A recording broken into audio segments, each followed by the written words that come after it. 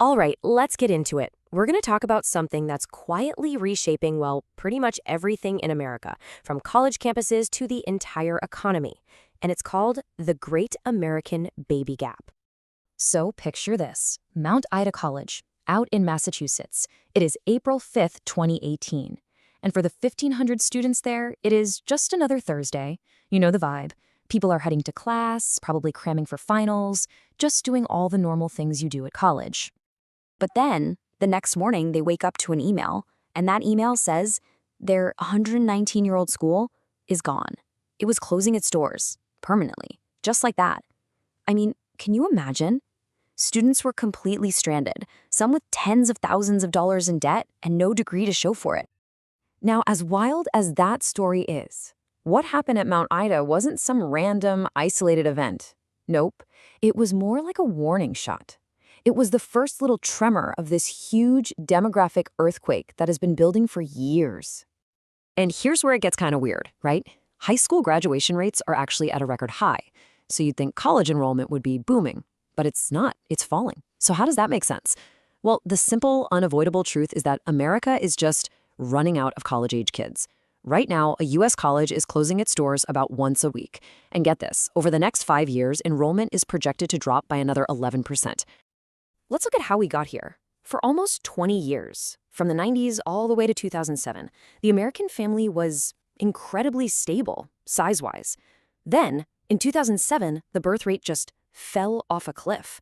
And the babies who were, or I guess weren't, born after that point, well, they're the exact students who should be entering college right now. And that's it. That's the demographic cliff. Which, of course, brings us to the central mystery we're trying to solve today. Why? Why did the birth rate drop so suddenly in 2007? And maybe more importantly, why has it never bounced back? To figure this out, we've got to look at our first major suspect, the economy. I mean, the timing seems pretty obvious, right? So there are basically two main theories people use to explain all this. The first one is all about economics. The 2007 crisis hit, everything you need for kids got crazy expensive, and people just couldn't afford them anymore. The second theory is about culture. You know, our values have changed, women have more career options, and our whole idea of what it even means to be a parent has shifted. The economic argument seems really strong at first. I mean, the timeline lines up perfectly with the Great Recession. And just look at those numbers for the cost of things you need for kids. Housing, childcare, college. It's insane. But here's the big problem with that theory. Fertility rates almost always bounce back after a recession. But this time, they just didn't. Plus, when other countries have tried to literally throw money at this problem with baby bonuses, it hasn't really worked. So, if it's not just the money, that leads us to suspect number two, a really deep, fundamental shift in our culture. And this cultural change is profound. For starters, women have more freedom and more opportunities to build amazing careers than ever before, which is just an incredible thing. But at the exact same time, our idea of what makes a good parent has completely changed. Parenting isn't something you are anymore. It's something you do. It's this intense, expensive, all-consuming verb. It's this whole culture of intensive parenting, where keeping up with the Joneses isn't about having a nicer car, it's about getting your kid into competitive travel sports or elite summer camps. The pressure is just immense.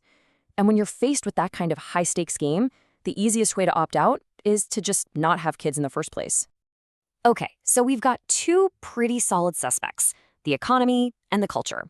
But there's this one piece of evidence that kind of messes up both of those theories, a surprising clue that really changes how you look at this whole problem.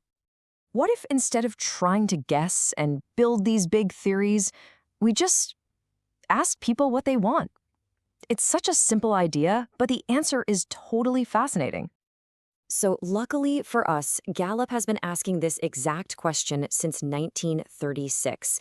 And get this, for the last 50 years, through all these massive economic booms and busts, through huge cultural shifts, the answer has barely changed at all. So what is that magic number?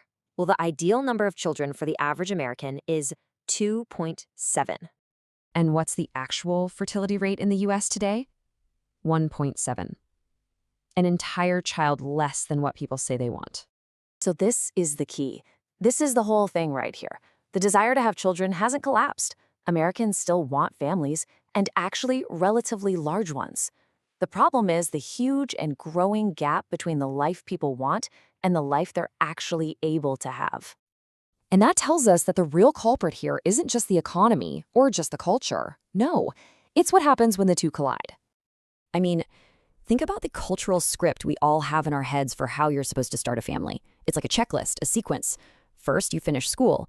Then you start your career. Then you get married. Then you buy a house. And only then, as the final capstone achievement of your adult life, do you have kids.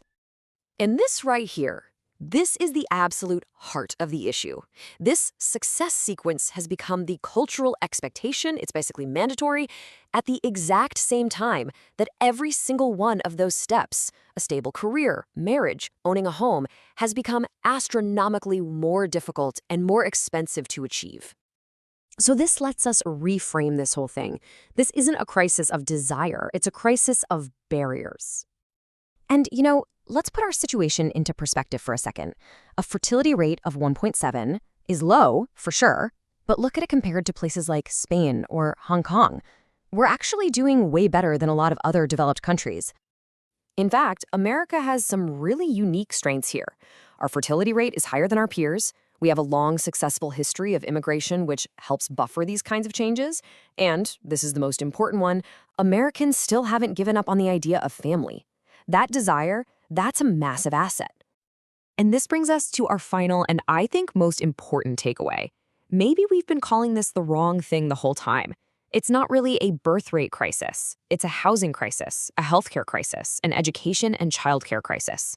The people are willing, but the barriers are just too high. So the real question isn't, how do we convince people to want more kids? It's, how do we make it possible for them to have the kids that already want?